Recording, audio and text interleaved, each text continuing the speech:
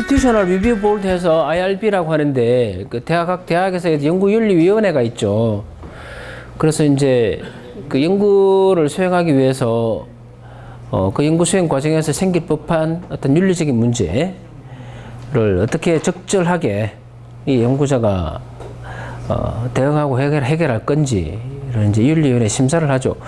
그 심사 기준을 통과를 하셔야 연구를 하실 수가 있죠. 학교마다 그 규정이 다를 거예요. 그래서 그것을 특히나 우리는 사람을 대상으로 하는 경우가 많잖아요. 그죠? 숫자만 가지고 하는 게 아니잖아요.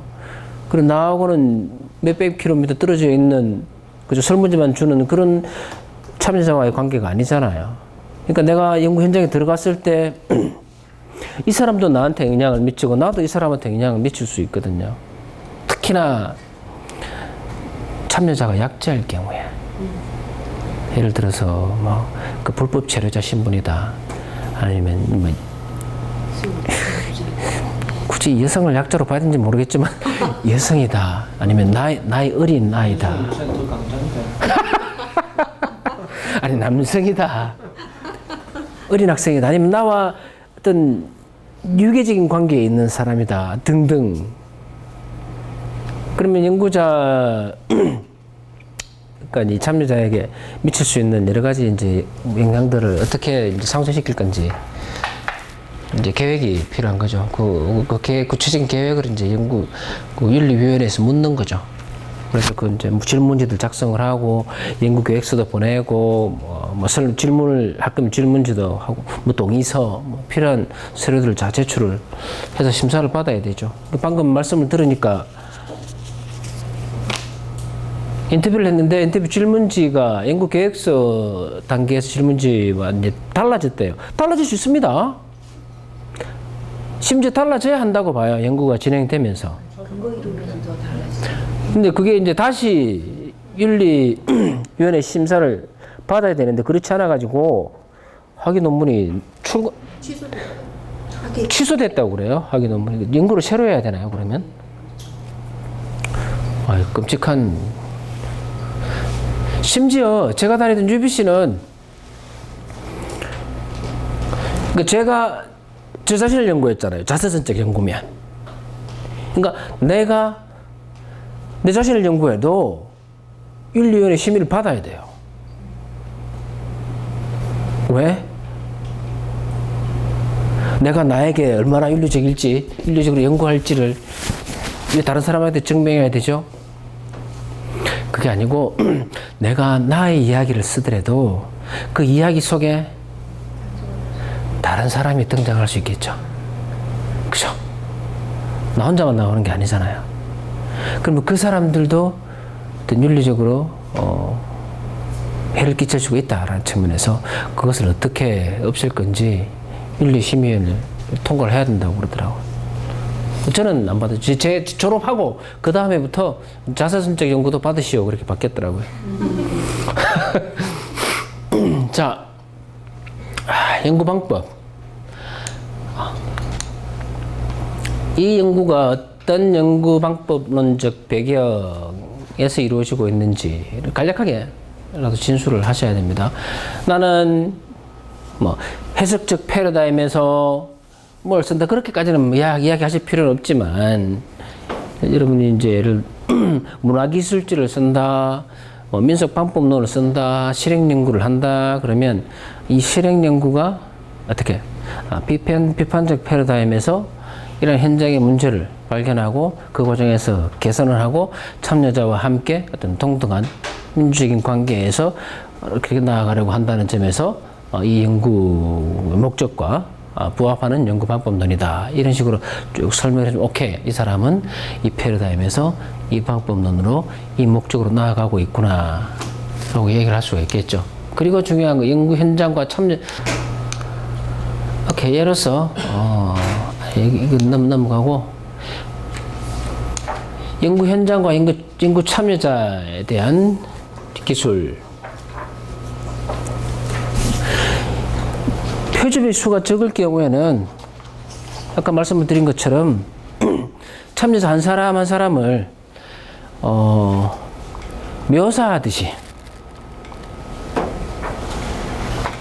내가 선생님 같으면, 그죠?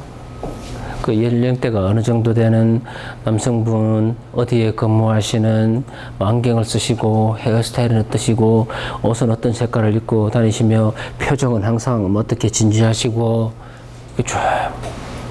그리고 그분이 어렸을 적에는 뭐 어디서 자라서 어느 학교를 다니고 이 직업에는 언제 들어와서 어디 뭐 정부기관, 뭐 민간사업체 이런 쪽을 근무를 하시다가 지금은 이런 일을 하고 계시는데 뭐 지금 이 회사에 근무하게 된 동기는 이러저러하고 블라블라블라 자녀는 몇이 있으며 뭐 사모님은 어떻고 좀 주저리하다 싶을 정도로 이분에 대한 묘사를 최대한 할 수 있는 만큼 한두 패러그래프 정도 해주는 거죠. 그래서 이제 독자가 보고, 아, 이 참여자는 이런 사람이구나, 라는 어느 정도의 냄새는 맡을 수 있게끔. 그러니까 숫자가 많아지면 전체적으로 이제 쭉 어떻게 이 사람들을 모집했고, 왜 이 사람들을 모집을 했는지 설명을 하고, 이제 표로 딱 정리를 해주는 것도 한 방법이고, 참여자의 수가 적으면 반드시 익명을 해야 되겠죠. 그분들에 대해서 쭉 이렇게 기록을 해줍니다. 그리고 연구 현장이 또 몇 군데다 하면 그 현장에 대한 기술도 한 군데를 할지라도 한 군데면 더 자세히 이제 기술을 해줘야 되겠죠. 어디 뭐 그 경기도 어느 시에 뭐 시흥시에 뭐 어느 너무 구체적이면 안 되겠다. 경기도 어느 시 아니면 대한민국 뭐 수도권의 어떤 뭐 화학 무슨 생산 공장이라고 이야기해줘. 그게 전체적인 회사 규모, 또 작업장의 모습, 분위기, 뭐 밝기, 뭐 기계들이라든지 이런 것들의 배치 등등 그림을 그려서 넣어주죠. 왜냐하면 사진을 넣으면 어느 곳인지 확 드러나겠죠. 그 연구 현장의 특징을 최대한 연구자로서 설명을 해줘야 된다. 섭외가 되었다고 한다면. 그리고 중요한 거 하나, 참여자와 연구 현장, 연구 목적, 연구 문제 탐구의 적절한가. 어떠한 점에서 이 참여자가 나의 연구에서 묻고 있는 연구 문제를 답하기 위한 어떤 연구 참여자로 적절한지.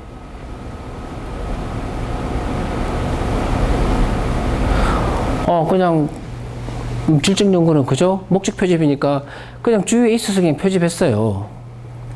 아는 사람이라서 표집했을 수는 있습니다. 그렇지만 그럼에도 불구하고 어떠한 점에서 이분이 내가 연구하고자 하는 그 물음을 답할 수 있는 어떤 그 자료, 데이터를 주실 수 있을지를 이제 설명을 해 주셔야 되겠죠. 예를 들어 산업안전 전문가의 생애사 연구를 한다. 혹시 그 근무를 이 분야에서 몇 년 동안 근무하셨어요? 지금 직장 6년. 아니요, 이 전체 다 이 분야에 포함을 하셨어요. 32년. 대충 나이가 나왔는데. 이 정도 연구 경력을 이 정도 이제 근무 경력을 가지고 계시고 다양한 경험을 하셨고, 예? 그런 전문성을 가지고 예를 들어서 뭐 지금은 뭐 석사학위를 가지고 박사 논문을 쓰고 계시고 한데 이 분야에 대한 어떤 생애의 어떤 경험적 특징을 드러내서 이야기해 줄 수 있는 충분한 어떤 환경, 여건, 능력이 되는 그런 참여자구나 라는 것을 누구나 알 수가 있겠죠. 예를 들어서 뭐 대기업 회장님이 자서전을 써주는 분도 계시잖아요. 또 이렇게 다 받아서 그런 걸 자서전 쓰고 나서 논문으로 또 소화시킨 분도 계시나요? 질적 연구가 또 시행에 관한 연구 이런 게 많다 보면 예를 들어서 정주영 회장님의 자서전을 써주신 분은 정말 어렸을 때부터 지금까지 엄청난 데이터를 받았을 거 아닙니까? 그 중에서 이제 자서전을 몇 건을 내주고 그렇게 동의를 받아서 논문을 쓰면은 정말로 질적 연구들이 받던 느낌이 드는데. 되죠. 실제 그런 사례도 있으신가요? 그렇게 되죠. 그걸 돈도 벌고.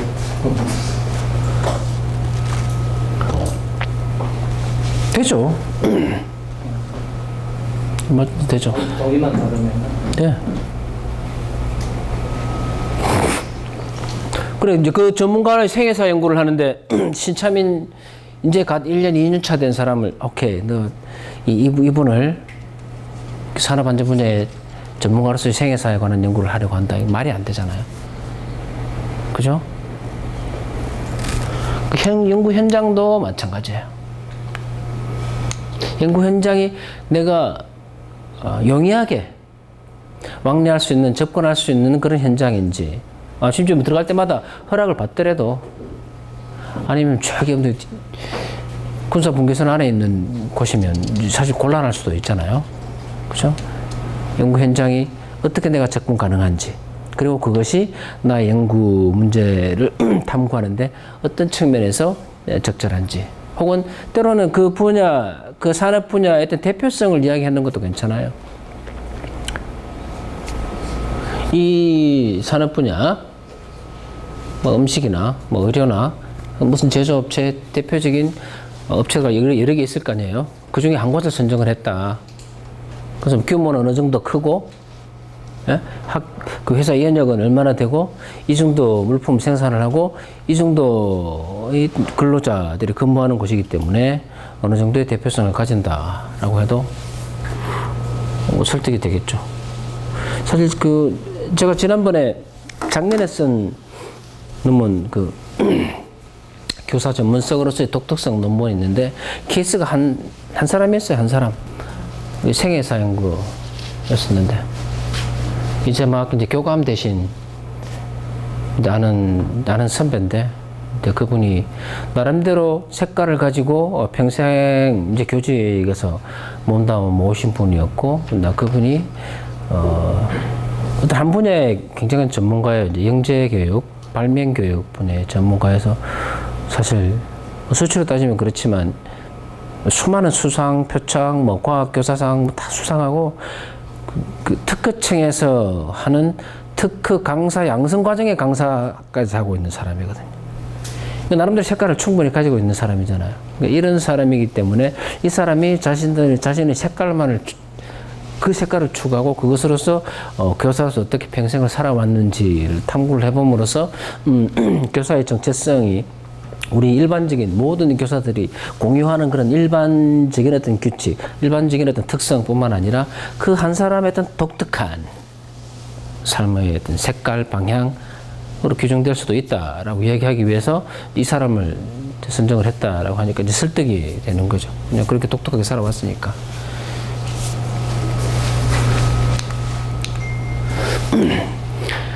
그 질적 연구는 대부분 목적 표집이죠. 목적 표집. 임의로 이제 표집을 하는 거예요. 그 중에서도 다양한 표집 방법들이 있는데, 아까 눈덩이 표집 이야기를 했고, 뭐 전형적 사례 표집 같은 것도 가능하고, 뭐 편의 표집 같은 거. 편의 표집을 많이 하죠. 일단 접근성이 좋아야 돼요. 연구자가 쉬이 가볼 수 있어야 돼요. 그리고 어떻게 그 라포르 형성이 굉장히 중요하잖아요. 우리가 인터뷰, 심층 인터뷰를 위해서 미리 알고 있는 사람을 참자로 선정하는, 된다, 안 된다? 될까요, 안 될까요? 될까요, 안 될까요? 돼요. 예? 됩니다. 되죠. 당연히 되죠. 그러면 내가 근무하고 있는 회사, 될까요, 안 될까요? 됩니다. 되죠.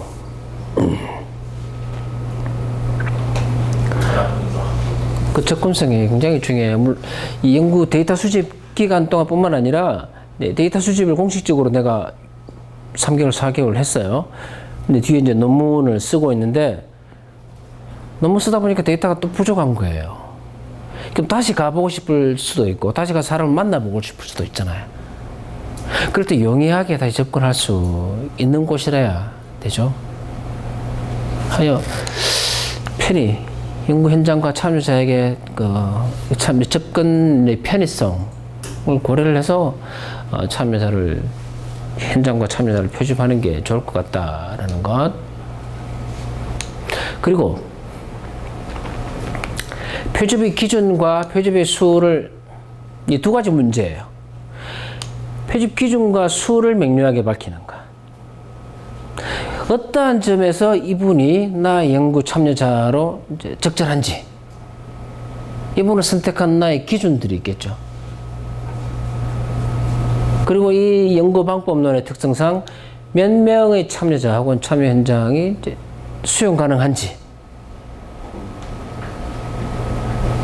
이 두 가지를 논의를 해야 되는데, 아까 우리 근거이론 말씀을 하셨는데, 근거이론 일반적으로 근거이론 한다고 하면 10개 정도의 케이스는 10명의 참여자나 10개 정도의 케이스는 찾으셔야 돼요. 왜냐하면 그 자료를 통해서 뭔가 하나의 어떤 프레임워크라든지 어떤 이론, 새로운 이론을 만들 것이기 때문에 어느 정도의 어떤 대표성을 둬야 되거든요. 왜냐하면 근거 이론은 우리 세츄레이션이라고 그러죠. 포화도라고 하죠. 충분히 이론적으로 그 심층적인 내가 만족할 만한 그런 수준까지 도달할 때까지 데이터 수집을 하고 이제 분석을 하는 것이기 때문에 다른 질적인과 약간 성격적으로 다르죠.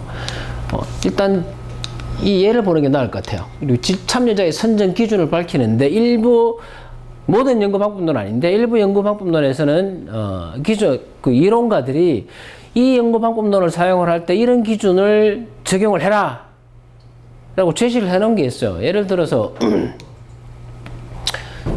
생애사 연구죠. 생애사 연구 우리 아까 이야기한 주재원 교수님, 첫째, 연구 참여자는 인터뷰를 오랫동안 참여할 수 있어야 한다.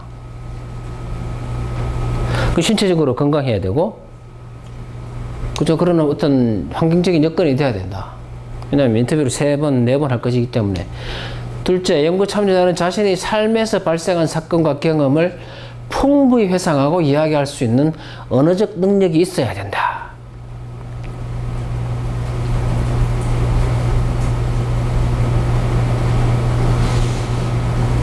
셋째, 생에서 연구에 참여하는 화자들은 이야기에서 유발될 수 있는 긍정적 및 부정적인 기억들을 직면할 수 있는 심리적 강인함이 필요하다. 왜냐하면 그죠? 아까도 우리 말씀을 드렸지만 기억하고 싶지 않은 그런 어떤 과거의 순간을 이야기하다 보면 나오게 되잖아요. 그런 것들을 들춰내서 이 사람에게 상처만 주게 되는 경우도 생길 수가 있기 때문에 특히 성인들 같은 경우에는 그런 심리적 강인함이 있는 사람들을 그럼 어떻게 그 사람들은 일단 만나봐야죠. 만나서 이런 대화를 할 거고 이런 이야기를 할 거고, 그럼 이분이 이 정도의 화수를 가지고 있고 자신의 경험을 어느 정도 수준까지 이제 드러내시는구나 알 수가 있겠죠. 그렇게 선정을 하셔야 되고. 질문이 아니라 본 연구에서 부합하는 청소년 성소수자라고 번역이 되어 있는데, 둘째 연구 참여자에 보면은 발생한 사건과 경험을 풍부히 회상할 수 있다 하면은 청소년 중에서 저런 경험을 가진 사람을 뽑았다는 얘기인가요? 그렇다면은 그게 시간이라는 게 나이가 청소년이라 하면 소위 얘기하는 티네이저인데 그 한 5, 6년에 있는 사람 중에서 그 선택을 선박을 했다는 겁니다. 어떻게 하셨냐면 그 인터넷 커뮤니티가 있잖아요. 그쪽 이제 성소수자 커뮤니티에다가 이제 공고를 올렸대요. 이런 주제로 연구를 하려고 한다. 그래서 1시간 인터뷰하면 10만 원 드리겠다. 해서 이제 일단 몇 명 참여를 만나서 인터뷰를 하고, 그 주위에 내 친구들 있으면 소개 좀 시켜줄래요? 그렇게 해서 이제 또 만나서 인터뷰를 하고 그렇게 하셨다 그러더라고요. 아까 김부총도 약간 비슷했는데, 근데 그런 인터뷰들 중에 우리가 얘기한 윤리적 문제가 나올 수도 있잖아요. 뭐 예를 들어서 용납되지 않는 부분, 그다음에 사회적으로 용납되지 않는 부분, 뭐 심하면 범죄와 뭐 관련될 수 있는 부분들이 나왔을 때 그런 것들에 대해서는 어떤 식으로 다루게 될까요? 일단 멤버 체킹의 과정에서 한번 이제 너무 민감하거나 문제의 소지가 있는 부분은 이제 걸러질 거고요. 걸러졌을 거고. 예. 또 이제 연구자가 이제 굉장히, 그러니까 이 부분 보십시오. 청소년 성소수자 익명이지만 자신을 낯선 타인에게 드러낼 수 있을 정도로 어느 정도 자신의 성전체성에 대해 수용하고 있는 청소년들을 표집할 것이다. 한다고 지금 장단점이 있는 거죠. 그러니까 어느 정도 나 자신의 성전 특성에 대해서 수용하고 이제 낯선 사람이지만 그것을 드러내기에 어느 정도 이제 자신감이 있는 그런 사람들을 모집을 했는데 사실 그 성정체성을 가지고 살아온 어떤 딜레마적인 측면, 어떤 현실적인 삶의 어려운 측면들을 본다면 그렇지 않은 사람들이 이제 더 경험이 많을 수도 있겠죠. 근데 이제 이 세 번째 요소, 심리적 강인함적인 측면을 고려한다면 이런 사람을 선정을 하는 거지 옳다는 판단으로 보여지기도 하고 이게 장단점이 있는 거예요. 저는 이 판단이 옳다고 봐요.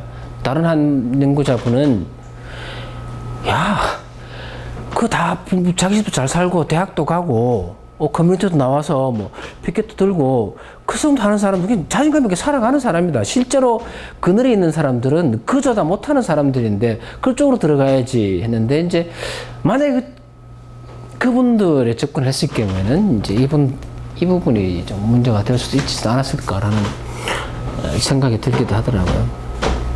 근데 여기서 말씀드리는 것은 일반적으로 생애사 연구를 할 때 참여자 선정 기준이 이렇다라는 거예요. 그래서 이것을 제시를 해주고 이것을 고려해서 이 연구에서는 그러면 어떤 기준으로 참여자를 선정을 했는지 자신의 케이스에 맞춰서 자신의 말로 이제 풀어서 설명을 하고 있는 거죠.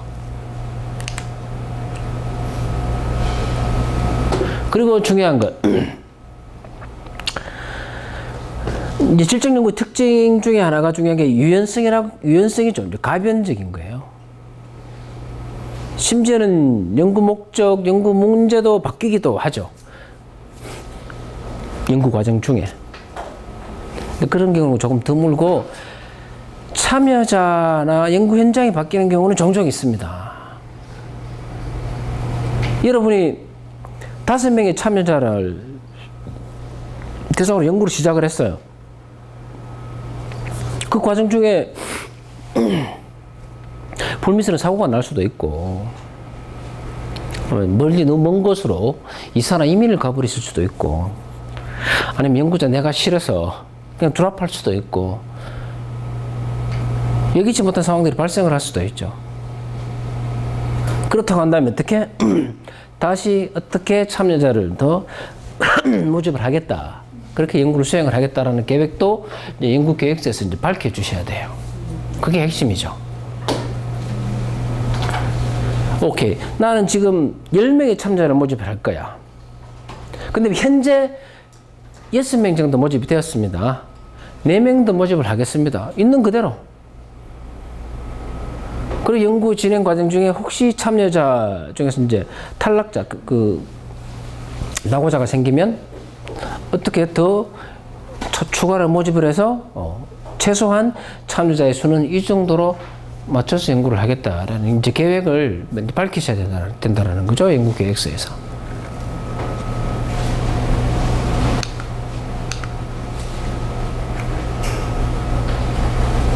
아까 이분은 설명을 했고, 그리고 연구 방법 관련해서 내가 관찰을 할 거다. 면담을 할 거다, 문서 분석을 할 거다 하면 중요도를 고려해서 순서대로 모든 자료 수집 방법을 세세하게 설명을 해야 돼요. 관찰을 할 거다. 언제부터 언제까지 어디에서 몇 회, 몇 시간 정도 무슨 요일에 일주일에 몇 번 비디오 녹화를 할 거냐 안 할 거냐 아니면 작업 현장 같으면 어느 위치에서 할 건지 특정한 작업자만 할 건지 아니면 그 작업 뭐라고 그러지 그룹 전체를 할 건지 매일 짧은 기간 동안 매일 갈 건지 아니면 좀 더 긴 기간 동안 월, 수, 금 요일을 정해놓고 할 건지 아니면 일주일에 한 번 그냥 간헐적으로 갈 건지 그리고 구체적인 계획을 표로 만들으셔도 괜찮겠죠. 면담은 기본적으로 지금 생각하고 있는 어떤 가능한 질문지를 만들어도 좋겠죠. 그리고 뭐 초기에는 비구조화된 명담을 하고 차츰차츰 연구가 진행이 되고 이제 포커스가 정해지면서 이제 방구조화된 면담으로 갈 것이다. 개별 면담을 할 것인지 포커스 그룹 면담을 할 것인지 한 참여자당 몇 번 면담을 할 것인지 한 번 면담할 때는 몇 시간 할 것인지 그리고 면담을 하고 나면 그 면담 전사는 어떻게 할 것인지 중요한 내용 중심으로 할 것인지 모든 내용을 다 전사할 것인지 그 전사 내용은 어떻게 어떤 방식으로 언제 참여자와 멤버 체킹을 할 것인지 세세한 계획을 이게 다 써주셔야 돼요. 그리고 참여자나 연구 현장에 어떤 특수성이 있다라고 한다면 그 특수성을 고려해서 더군다나 아까 좀 성 정체성이라든지 혹시 뭐 산업 현장에서도 남성 중심의 작업 현장인데 일부 여성의 경험을 연구하고 싶다. 그래서 그분들이 약자 혹은 소외자로서 자신의 경험을 이야기하는 게 좀 회사 내에서 혹은 그런 트임 공간에서 불편해한다.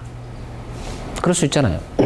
그럼 어디 가서 면담을 할 거냐? 그들의 집으로 아니면 내 사무실로 아니면 조용한 카페에서 아니면 난 연구자, 난 중년의 남자고 그분들이 20대 혹은 10대 소녀예요.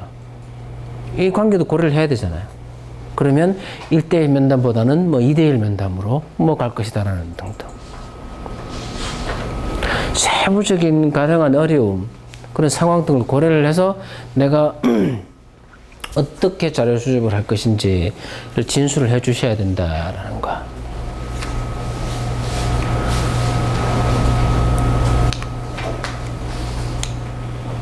그리고 자료 수집 자료의 종류, 자료 분석의 방법, 타당도, 연구윤리 이 부분은 우리 다음 계속 이제 다음 강연이 진행이 되면서 조재성 박사하고 그 정상훈 박사가 우리 자료 수집, 자료 분석 부분에서 이야기를 좀 자세히 해주시고요. 그때 참고를 하시면 좋을 것 같고 수집된 자료의 종류도 간략하게 설명을 하면 관찰 일지, 현장 일지, 비디오 녹화 자료, 그 인터뷰 녹음 자료, 전사 자료, 예를 들어서 그 문서 분석을 한다. 그럼 어떤 문서가 가능하냐? 현장 작업 일지, 뭐 조사 보고서, 무슨 공문, 그들의 뭐 페이스북 포스팅, 뭐 업무 전달, 그런 가능한 모든 문서 자료들 다 제시를 해주는 거예요. 내가 생각할 수 있는 이런 류의 자료들을 내가 언제부터 언제까지 어디에서 어떤 방식으로 취득할 거다. 분석의 방법 또한 일반적인 질적 자료 분석 절차를 따를 건지 내용 분석의 분석 절차를 따를 건지 뭐 근거 이론의 분석 절차를 따를 건지 혹은 특정한 사람의 이론 분석 이론이 마음에 들어 그럼 그 사람 이론이 따를 거다 그럼 써주면 돼요.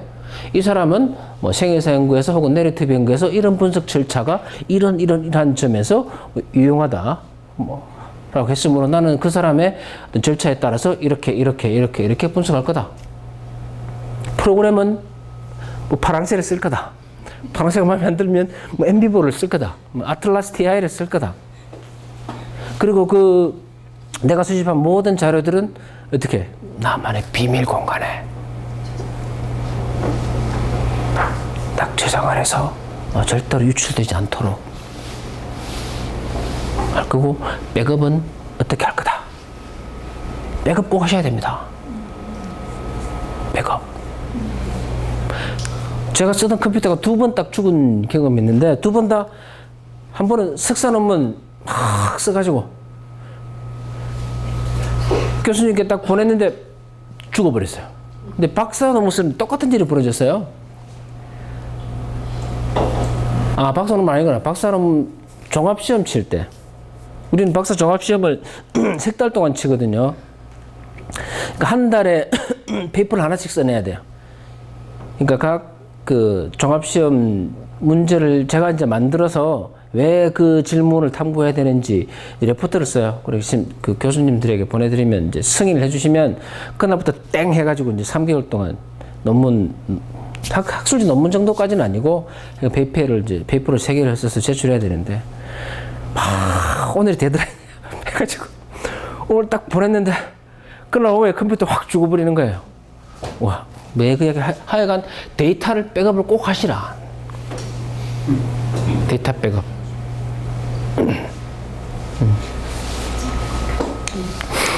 그리고 그 타당도 관련해서 여러 가지 얘기를 했죠. 구체적으로 여러분 연구와 관련해서 언제 어떻게 이 타당도를 확보하기 위해서 내가 노력을 할 것인지,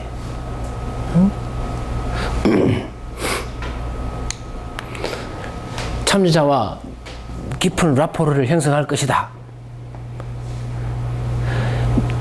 그 진술만 있으면은 어떻게 뭘로 라포르를 당연히 형성해야지. 그러면 질적 연구자가 어떻게 형성할 거냐고요.